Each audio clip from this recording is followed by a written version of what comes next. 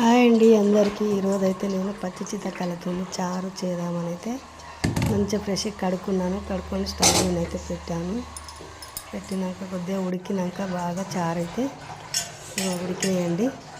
ఇవి చాలా కాలుతున్నాయి. మంచిగా పిసికి దాన్ని వడకట్టుకోవాలి. చారు అయితే ఇంకా చూడండి పిప్పి ఎంత వెళ్ళిందో.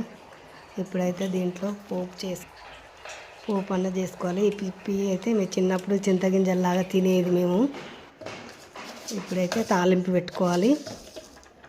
కొద్దిగా జీలకర్ర, పచ్చిమిర్చి, ఎండుమిర్చి, ఉల్లిగడ్డ, కల్లిమాకు, కొత్తిమీర అన్నీ యాడ్ చేసుకోవాలి.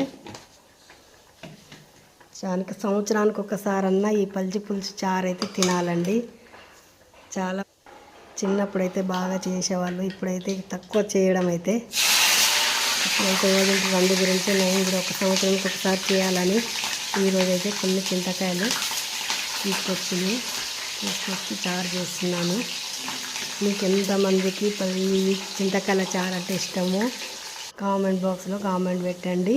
ఉల్లిపాయలు కూడా అల్లం వేసుకొని కొద్దిగా వేయించుకున్నాను. చారు అయితే ఇలా పోసుకున్నాను. సూపర్గా ఉంటుందండి. సంవత్సరానికి ఒక్కసారన్నా ఈ చారు మాత్రం తినాలి. పచ్చి చింతకాయల చారు చాలా బాగుంటుంది. నాది తెలంగాణ స్టైల్ పల్చి పులుసు అంటారు, కానీ నేను పచ్చి చింతకాయలతో చారు చేసిన. ఎంతమందికి ఇష్టమో కామెంట్ బాక్స్లో కామెంట్ పెట్టండి, లైక్ కొట్టండి. అందరికీ చాలా చాలా రుచిగా ఉంటుందండి. చారు అయితే బాగుంటుంది. చూడండి.